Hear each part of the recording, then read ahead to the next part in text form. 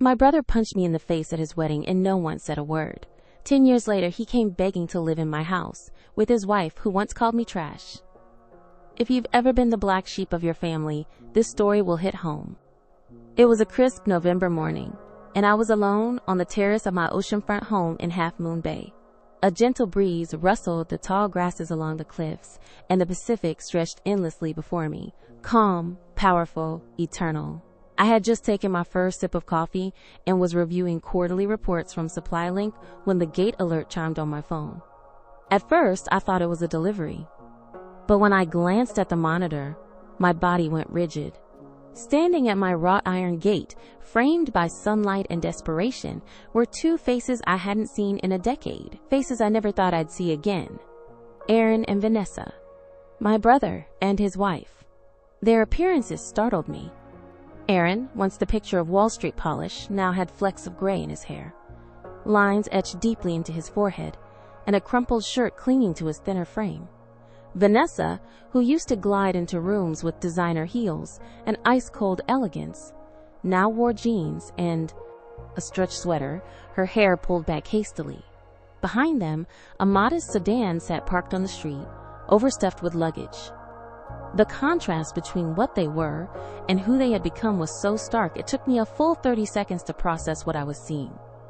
They looked up into the camera, directly into my life again, and Aaron said something.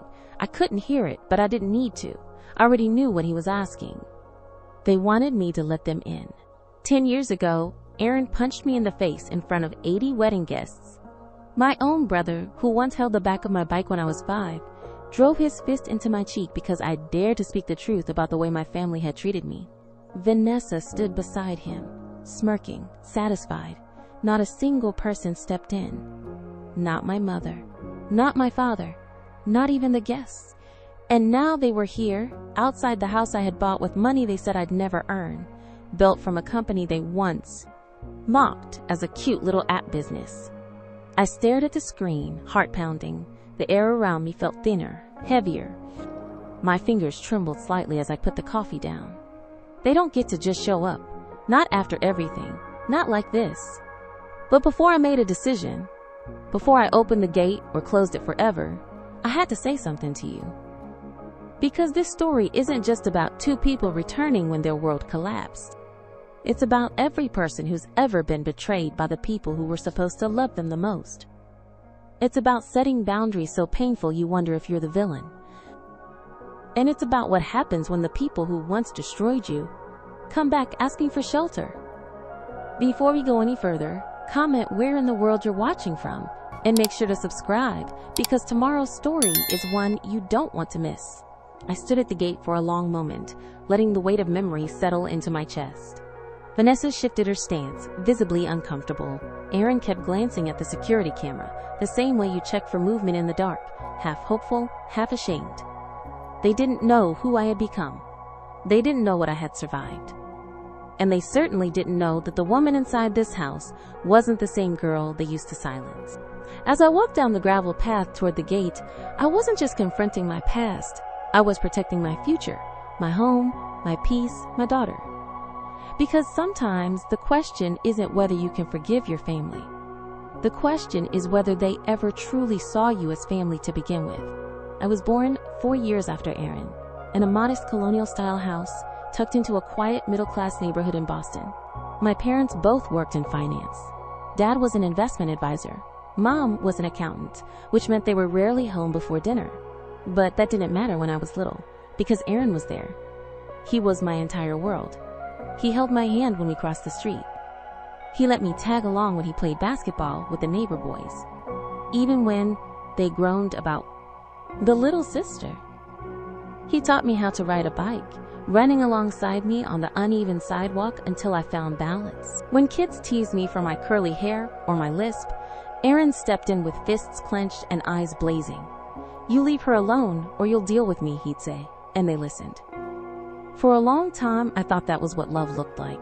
And maybe, for a while, it was. But everything changed the year Aaron turned 12. That's when the shift happened. Subtle at first, then undeniable. My parents, always proud of his intelligence, suddenly doubled down on their expectations. advanced classes, private tutors, debate club, Model UN, tennis lessons. There were charts on the fridge tracking his GPA, his SAT prep scores, his extracurricular milestones. It was as if he had been declared the chosen one of our family, and every aspect of our household reoriented itself around that fact. And me? I became the footnote. I still remember the first time I noticed the difference, really felt it. I was 8 years old.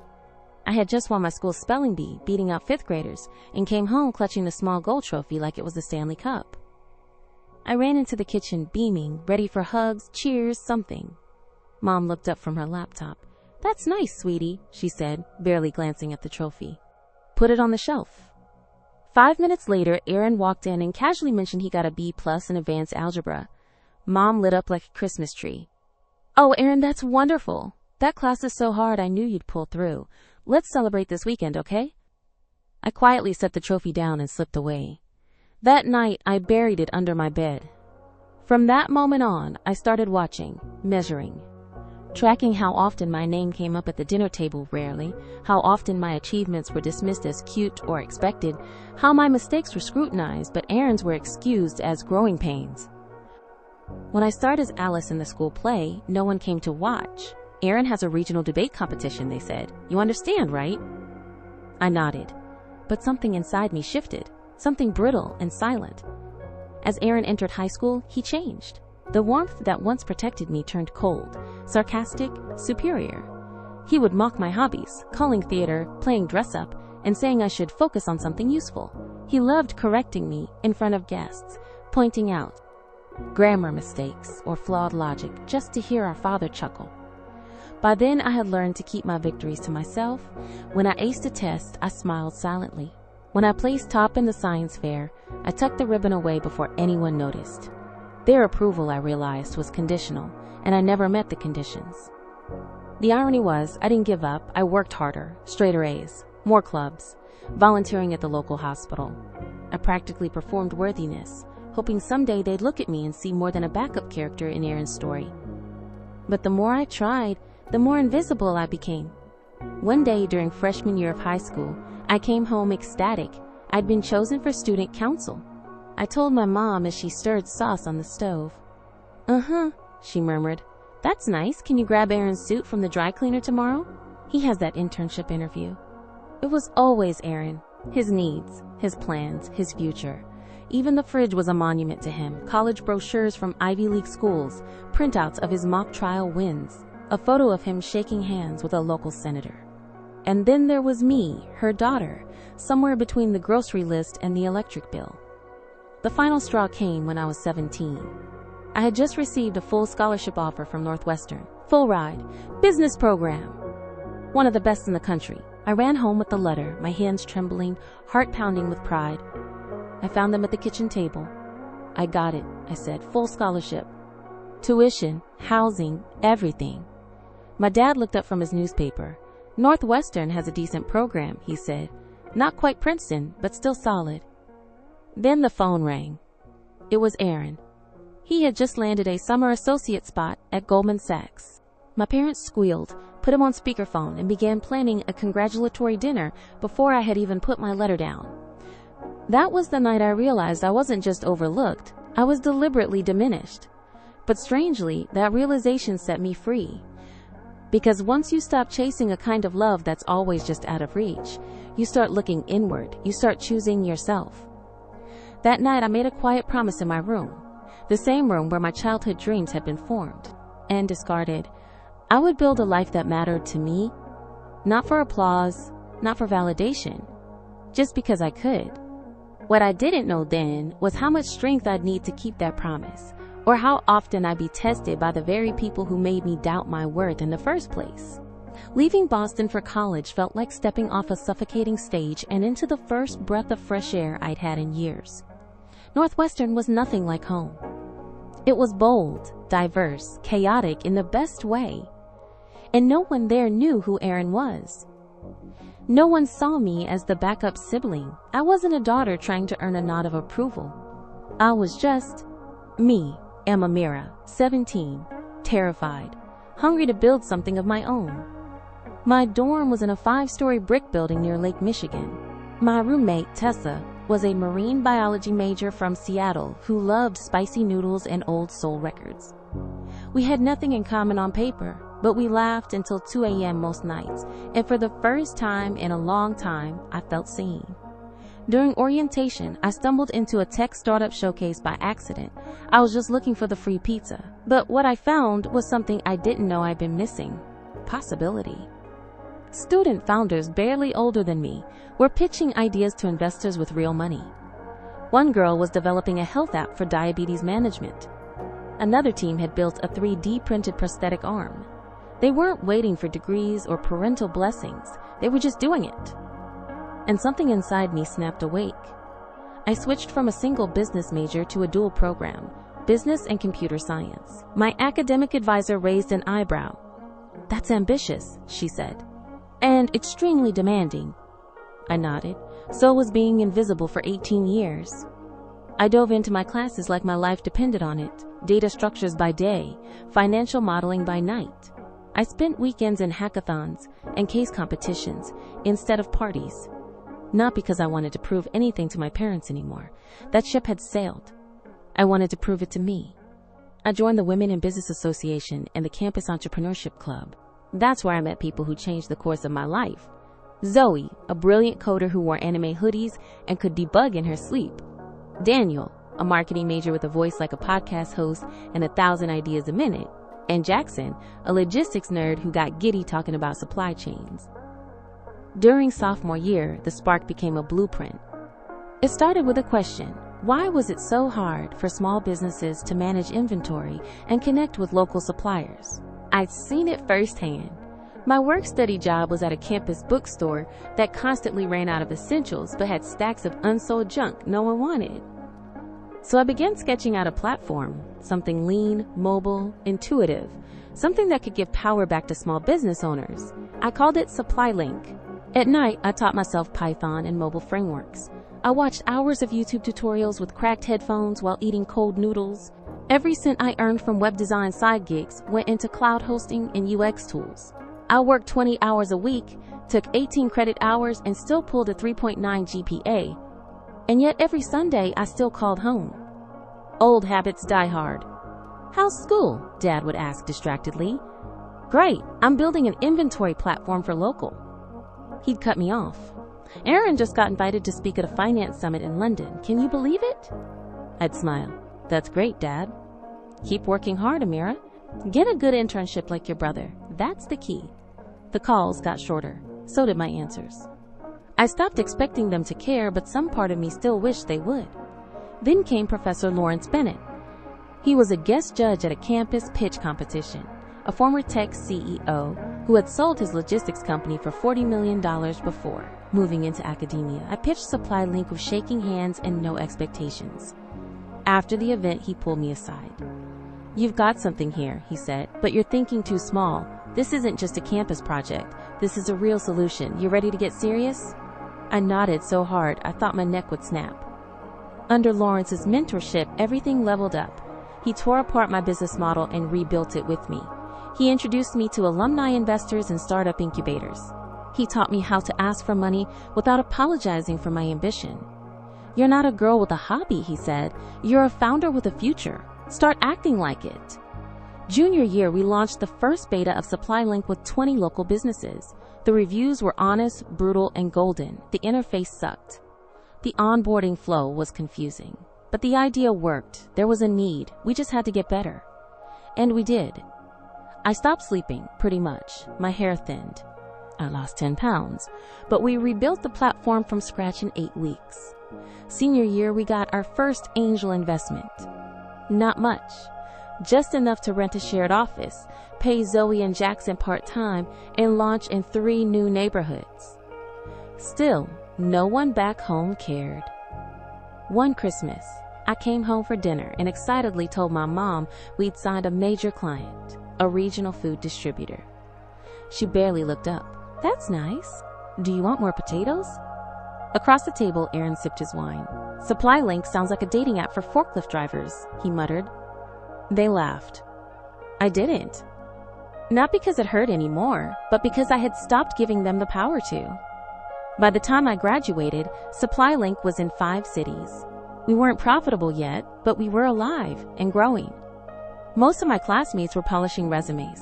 I declined all interview offers. I was all in. Everyone thought I was reckless. But for the first time in my life, I didn't care what they thought, because I finally believed in what I was building. And that belief, it turns out, would carry me through the darkest moments to come. Starting a business is a lot like being in a long-distance relationship with your future self. You pour everything into something no one else can see yet, hoping that one day it loves you back. And in the early days, SupplyLink loved me like a toxic boyfriend. One moment, it showered me with promise. The next, it drained every ounce of energy I had. After graduation, while my peers were donning heels for corporate training sessions and proudly posting "First day at Deloitte" selfies, I was in a 300-square-foot sublet with peeling paint, pitching my app to skeptical restaurant owners over lukewarm coffee. We had no money for ads. Every customer we gained was through cold emails and face-to-face hustle. I'd show up at small stores, demo our inventory software on a borrowed iPad, and answer every objection with a smile so tight it hurt my jaw. Zoe coded like a machine. Jackson handled operations and built supplier partnerships from scratch. Daniel spun gold from scraps with our branding. We were scrappy, underfunded, and completely obsessed. But we were making it work. That first year, we onboarded 300 businesses across 3 states. It wasn't just an app anymore. It was a lifeline for independent stores trying to compete with corporate chains. We were still barely breaking even, but our numbers were climbing. I lived off instant oatmeal and secondhand hoodies. My bank account hovered between $18 and "please don't auto-renew." I skipped birthdays, weddings, and every family event. Not that anyone missed me. Phone calls home became increasingly transactional. "You still doing that little tech thing?" my dad asked once. "It's not little," I said. "We just hit $250,000 in gross transactions this quarter." He paused. "Well, Aaron just closed a $20 million portfolio. Maybe he can help you with funding." Help, as if I hadn't been helping myself since I was 16. Every time I achieved something, they found a way to tether it to Aaron. Even the people I dated back then noticed it. One guy the first briefly saw asked me over dinner, "So, is your brother always the measuring stick?" I laughed bitterly. No, sometimes he's the whole ruler. The final fracture came with Vanessa. Aaron had started dating her a year after I graduated. The way my parents described her, you'd think they were casting a Disney princess biopic. Beautiful, well-bred, daughter of a private equity titan, fluent in French, knew her wine. When I met her that Thanksgiving, she greeted me with air kisses and a chilling smile. "Aaron told me about your little startup," she said, tilting her head. "It's so adorable when women in tech carve out their space. Very lean in." I wanted to correct her. SupplyLink wasn't a project. It was a scalable logistics platform. But what was the point? She wasn't listening. She was performing. That night at dinner, I shared a big win. We'd landed a pilot with a regional grocery chain. My mother nodded politely before turning to Vanessa. "Where did you get that bracelet, dear? Cartier?" They tuned me out like background noise. And I took it. Until I didn't. At the engagement party a few months later, hosted at the Hartley Estate in Brookline, I slipped away into the library, overwhelmed by the wealth and thinly veiled condescension in every corner. That's when I heard them. Aaron's voice, Vanessa's. They were laughing, loud enough for the whole wing of the house to hear. "She's sweet," Vanessa said, "but honestly, it's a little embarrassing. Everyone here went to Yale or Stanford, and she's running some failing app in a warehouse." "She's always been the family disappointment," Aaron replied, his tone flat. "My parents did their best. But she's, not built for this world." Trash. The word came from Vanessa. "I mean, look at her outfit." I stood behind the door, every cell in my body vibrating with betrayal. I left early, smiling through my tears. My Uber driver didn't say a word as I cried silently in the back seat. Back in Chicago, I threw myself into work like it was a lifeboat. I stopped calling home. I stopped sending updates. I stopped caring whether they knew what we'd accomplished. But that didn't stop them from taking. 3 months before the wedding, my mom called. Amira, we need to talk about some of the wedding expenses, she said. What about them? Well, the Hartleys are covering a lot, but there are still costs on our side. We used your credit card for some deposits. Just temporary. I blinked. My what? You left your wallet here during your last visit? I checked my account. Over $100,000 charged. A hotel, a florist, a private chef.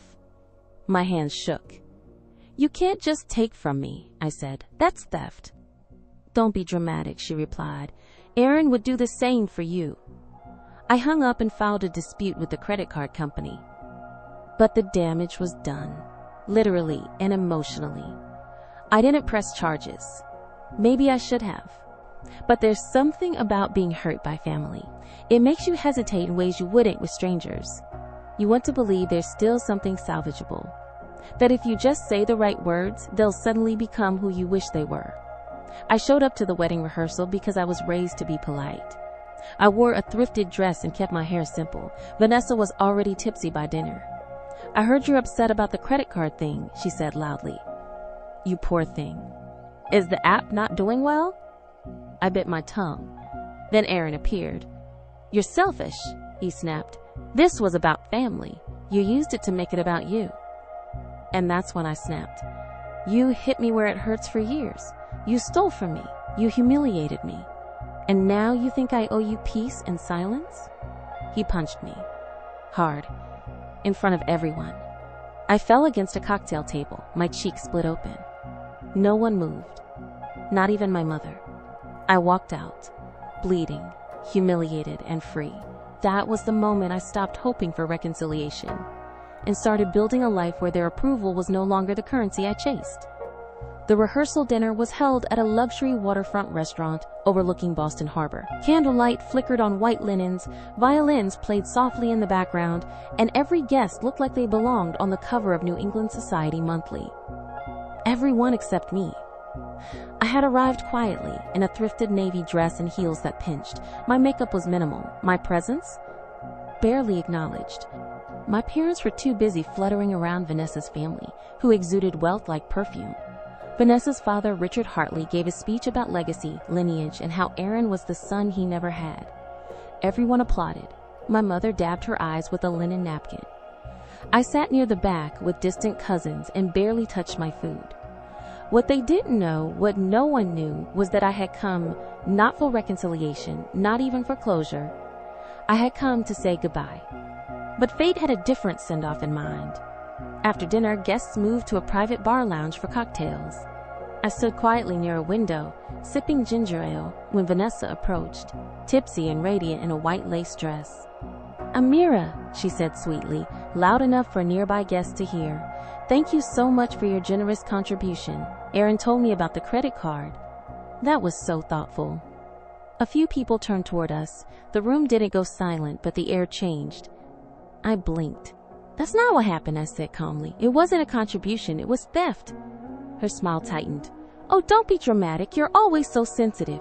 It's unbecoming. You're a smart woman. Surely you understand the importance of family support. I looked her dead in the eyes. You and Aaron called me trash.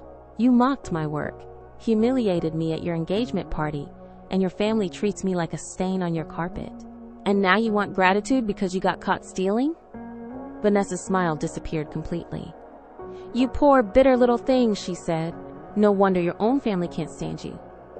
That's when Aaron appeared behind her. What's going on? He asked. She's embarrassing herself, Vanessa replied, folding her arms. Can you talk some sense into your sister? Aaron turned to me, eyes already angry. You really have to make everything about you, don't you? He hissed. This isn't the time or the place. You made it about me when you used my credit card without permission, I said, raising my voice just slightly. You made it about me when you laughed, as Vanessa called me trash. Vanessa laughed again, mocking, sharp. I told you she'd try to ruin this weekend, she said. And that's when I said it. I heard you both that night. In the library, you called me a failure, an embarrassment. You said I didn't belong in your world. Aaron's eyes widened. He hadn't expected that. You were spying on us? He barked. I was in the next room, I said. You were loud and cruel. You are unbelievable, he growled. You ruin every moment. Every time we give you a chance to be included, you act like a victim. I didn't flinch. Because I was your victim for years. And then he did it. Before I saw it coming, before I could brace, Aaron's fist crashed into my cheek. I stumbled backward, crashing into a cocktail table, a wine glass shattered. Gasps filled the room, but no one rushed forward. No one stopped him. I tasted blood in my mouth. Silence fell. Aaron stood over me, breathing heavily. "Get out," he said coldly. "You are not welcome at my wedding, or in my life." Vanessa stepped beside him, folding her arm through his like a coronation.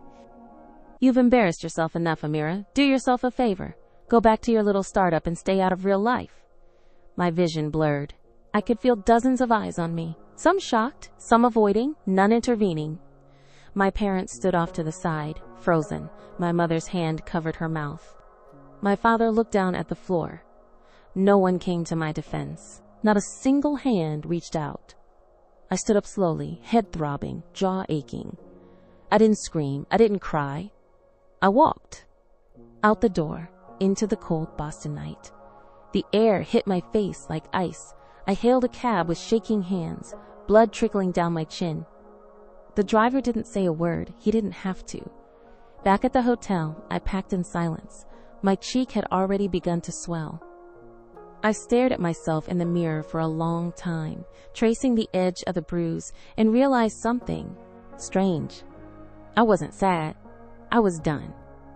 All those years I spent trying to belong to a family that never saw me. I had mistaken proximity for love, tolerance for respect, obligation for connection. But when Aaron hit me and no one stopped him, not even my parents, that was the final severing. They weren't just toxic. They were dangerous. That night, I blocked all their numbers. I flew back to Chicago the next morning. My credit card company eventually resolved most of the fraudulent charges, but not before my credit took a hit. I never filed a police report. I never told the full story to the press or on social media. I didn't need to, because I wasn't building a case anymore. I was building a life. The days after I returned to Chicago were a blur of silence. No calls, no emails, no apologies, just stillness. And for a while, that silence wasn't peaceful. It was deafening, like being stuck in a room where the walls echoed with every cruel thing ever said to me. My cheek turned yellow, then green, then purple. I wore sunglasses indoors. My team noticed, but I gave them vague excuses. "Boxing class," I said once. "Cabinet door," another time. They didn't believe me, but they respected my boundaries, and that, I was learning, was love in its most quiet and sacred form. I didn't tell anyone the full story until Lawrence, my mentor, invited me to coffee. We sat on the patio of a small cafe near our office. It was raining, and I couldn't stop fidgeting with the paper sleeve of my cup. He waited patiently, and then I told him everything. The stolen credit card, the confrontation, the punch, the silence that followed. When I finished, his face was tight with quiet rage. "What they did," he said carefully, "was abuse, financially, emotionally, physically." I nodded, swallowing the lump in my throat. "You don't have to carry their shame," he added, "but you might need help letting it go." That night, I Googled family trauma therapist in Chicago, and that's how I found Dr. Sophia Martinez. Our first session was awkward. I sat with my arms crossed, reluctant to open up, but she wasn't like other therapists I tried in college. She was grounded, direct, Latina, and didn't waste time with empty affirmations. By session 3, I was crying in her office. "I keep wondering if I did something wrong," I confessed. She leaned forward gently. "Amira," she said, "children don't earn love. They receive it. Unconditionally. If you had to earn it, that's not your failure. It's theirs."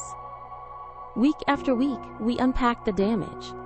The constant comparison, the invalidation, the gaslighting, the punch. She helped me reframe the story, not as a tragic rejection, but as a release. "You weren't discarded," she told me once. "You walked away. That's power." And slowly, I believed her. Meanwhile, SupplyLink was gaining momentum. We expanded to 10 states. Our user base doubled. We finally turned a profit. Rachel Kim, a former COO from a logistics startup, joined our team and became the yin to my relentless yang. With Rachel managing operations, I was free to focus on vision and strategy. We opened a satellite office in San Francisco. I traveled constantly, conferences, investor meetings, customer demos. But I wasn't just building a business anymore. I was building a life, one rooted in choice, not obligation. That's when I met Brian. It started as an interview. He was writing a feature for Tech Innovator about women disrupting the supply chain space. Tall, kind eyes, a subtle laugh, and questions that weren't just about business, but about me. What was the hardest moment building SupplyLink, he asked. And for the first time, I told the truth, believing I deserved to be here. We talked for 3 hours. When he asked if I wanted to grab dinner sometime, I didn't hesitate. Brian wasn't flashy. He wasn't from old money or a Harvard pedigree. He was thoughtful, funny, an engineer turned journalist who loved street food and taught me how to play chess.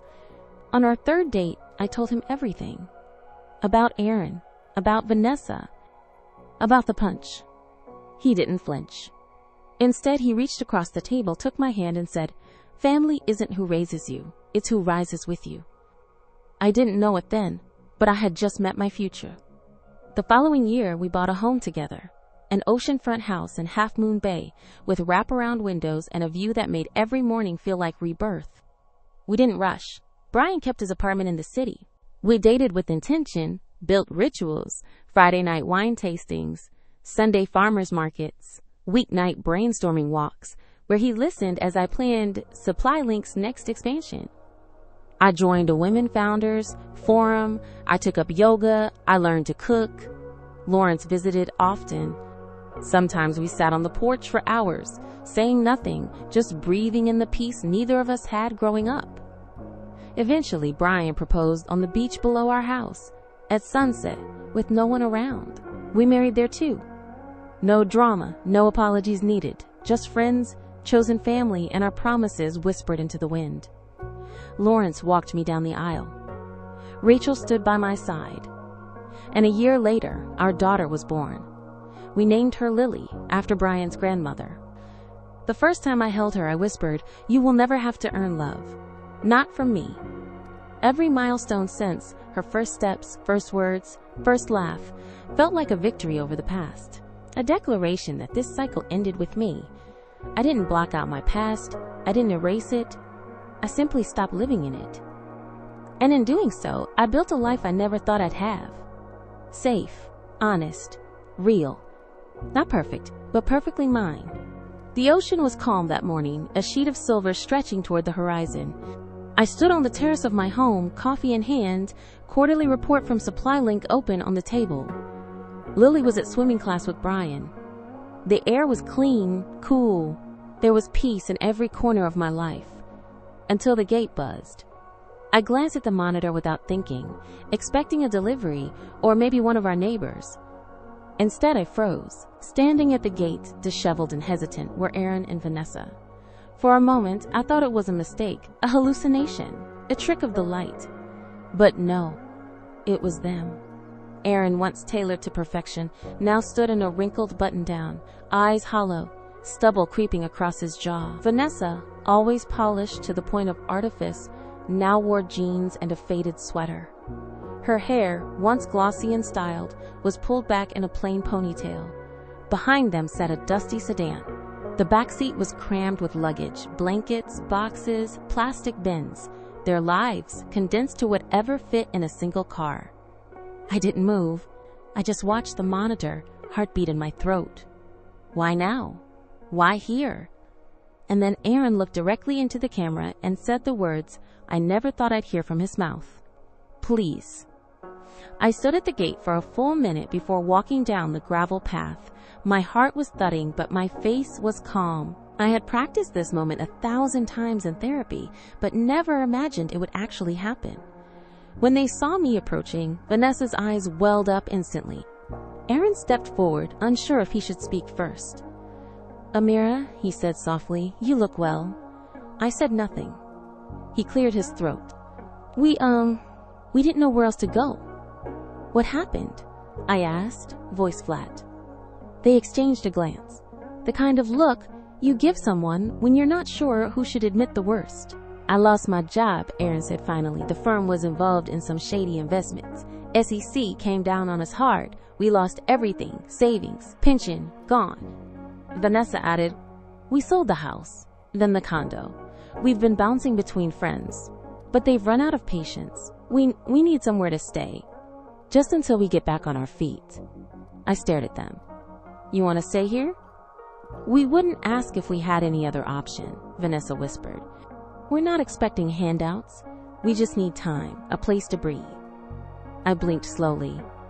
You hit me, I said, turning to Aaron. In public, in front of everyone. You called me trash. You let her humiliate me. You laughed. Aaron's face crumpled slightly. I know, and I've regretted it every day since. Vanessa looked at the ground. Our daughter lives here, I added. My family lives here, the one I built, the one I protected. Why would I let you inside? He nodded. You're right to ask. And you don't owe us anything. But I had to try. I crossed my arms. What about Mom and Dad? They're in Florida, Aaron said quietly. Living in a one-bedroom condo. They lost almost everything. They followed my investment advice. I ruined them too. A long silence stretched between us. Only the wind spoke. And then Vanessa, once proud, poised Vanessa, began to cry. I'm sorry, Amira, she said, voice cracking. We were awful to you. I see that now. I do. And I don't expect forgiveness. But please don't turn your back on us. I wanted to scream. I wanted to laugh. I wanted to retreat into the safety of my home and pretend they were ghosts. But mostly, I wanted to protect what I had built. Because letting them in, literally and metaphorically, meant opening the door to everything I had spent a decade trying to escape. Still, I didn't say no. Not yet. I need time to think, I said finally. Wait here. I walked back to the terrace, palms sweaty. As I reached the top of the steps, Brian's car pulled into the driveway. Lily jumped out, her curls still damp, wrapped in her swim towel. Money, she squealed. I went underwater for 10 seconds. I crouched, hugged her tight. That's amazing, baby. I'm proud of you. Brian approached, smiling, until he saw my face. What's wrong? Aaron and Vanessa, I said quietly. They're at the gate. They want to stay with us. He froze. The same Aaron who hit you? I nodded. He took a deep breath. What do you want to do? I don't know, I said honestly. Part of me wants to slam the gate and never look back. But the other part? The part that's still healing? Yeah. Brian reached for my hand. Whatever you decide, I'm with you. But remember what Dr. Martinez said. Boundaries aren't punishment, they're protection. And with that, I knew. I knew exactly what I had to say. I stood once again at the gate, the Pacific wind brushing against my face, carrying the scent of salt and seaweed. Aaron and Vanessa were still there, silent, waiting. Their posture had shifted slightly. They knew I had made a decision. I looked at them, really looked. These two people who had once sneered at me from across velvet-draped dining tables, who had laughed when I spoke of my dreams, who had twisted the word family into a chain to bind me, then snapped it when I refused to be obedient. I've thought about your request, I said finally, voice calm, and I've made a decision. Their eyes lit with hope. You cannot stay here. The hope vanished in an instant. Aaron's mouth opened, but I raised a hand. Let me finish. They fell silent. I'm not denying you shelter because I want revenge or because I'm bitter. I'm denying you because this home is my sanctuary. It's the result of years of healing and building, years of therapy, of tears, of setting boundaries. Letting you in would be letting all of that unravel. It would expose my daughter to the same toxicity I escaped, and I won't do that. Vanessa's lip trembled. But we've changed, Amira. Maybe, I said, softening slightly, but an apology made only when you've lost everything isn't a sign of growth. It's a sign of desperation. And I've learned that genuine change isn't declared. It's demonstrated consistently over time. Aaron lowered his eyes. We understand. I hope you do, I said, because I'm not going to slam the door in your face completely. I've booked 2 weeks for you at an extended stay hotel nearby. I've also sent you links to job support services, resume workshops, and rental assistance programs in the county. I want you to rebuild your lives, but not on my couch." Vanessa stared at me like she couldn't believe what she was hearing. "You're giving us money?" "No," I said. "I'm giving you a bridge. Where you go from there is up to you." Aaron exhaled heavily. "That's more than we deserve." "I know," I said. He hesitated. "Could we see Lily? Just once? She's our niece." "No," I said firmly. "Not yet. If you really want to be a part of her life one day, you'll show me that you've become the kind of people I'd be proud to introduce her to." There was silence. Not the defensive silence I remembered from the past, brimming with resentment and entitlement. This was a quieter silence. A silence of people who had been forced to listen. Aaron nodded slowly. "Okay." Vanessa looked like she might protest, but instead she whispered, "Thank you." I turned and began walking back to the house, and for the first time, I didn't feel anger, or fear, or longing. I felt peace. When I reached the terrace, Brian was waiting with 2 cups of tea. I sat down beside him and watched as the car pulled away from our gate and disappeared down the winding road. "You okay?" he asked. "I am." Not even tempted to let them in? I smiled. I was, for about 5 seconds. But then I thought of Lily, and I thought of me, and I remembered that forgiveness doesn't mean access, and kindness doesn't mean self-sacrifice. He nodded. "That's growth." "That's freedom," I said. Later that night, after Lily was asleep and the stars hung quietly above the Pacific, I called Dr. Martinez. When I finished telling her what happened, she paused for a long moment before saying, "That, Amira, was a boundary kept with compassion. You didn't abandon them. You refused to abandon yourself. I'm proud of you." Tears prickled my eyes. Not from sadness, but from validation. For the first time in my life, I felt like I had become the adult in the story of my own life. Not the overlooked child, not the broken sister, not the family disappointment, but the woman who had chosen herself. The woman who had rewritten her narrative. The woman who knew her worth and would never again let anyone diminish it. Growing up in a family that consistently invalidated your worth can leave wounds deeper than any physical scar. This story is more than just about a betrayal or a toxic sibling. It's about reclaiming your identity when those who should have loved you first made you feel small. Amira's journey speaks to every person who has ever been overlooked, dismissed, or gaslit by the very people they were supposed to trust. Her strength wasn't just in building a $200 million company. It was in healing, setting boundaries, and refusing to let guilt or obligation dictate her future. This isn't a fairy tale where the family sees the light and everyone hugs it out. It's the real story of choosing peace over approval, of valuing self-respect over blood ties, and of being brave enough to say no more. If you've ever struggled with toxic family dynamics, know this: you are not alone, and you are not wrong for choosing your peace. Family is not defined by blood, but by how people show up for you when it matters. If Amira's story resonated with you, if you've ever had to walk away from the people who were supposed to love you the most, leave a comment below. Share your truth. Let someone else feel less alone. Don't forget to hit the like button if this story moved you, and subscribe for more powerful, honest stories about healing, boundaries, and breaking cycles. Every week, we bring you a new episode based on real experiences, told with raw emotion and zero sugarcoating. And remember, you are allowed to outgrow people, even if they're family, especially if they're family. See you in the next one.